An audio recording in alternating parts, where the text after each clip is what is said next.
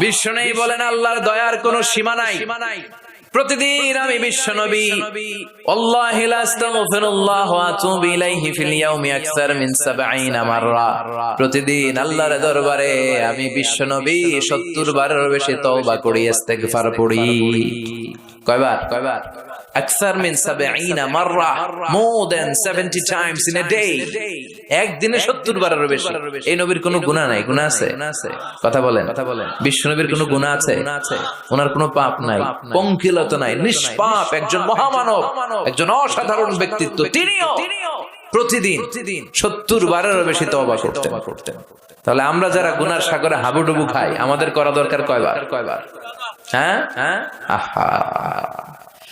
রব্বুল আলামিন বললেন, গোলাম, যত বড় গুনার সাগরে তুমি হাবুডুবু খাও না কেন, তোমার জন্য আমার রহমতের দরজা খোলা আছে না নাই?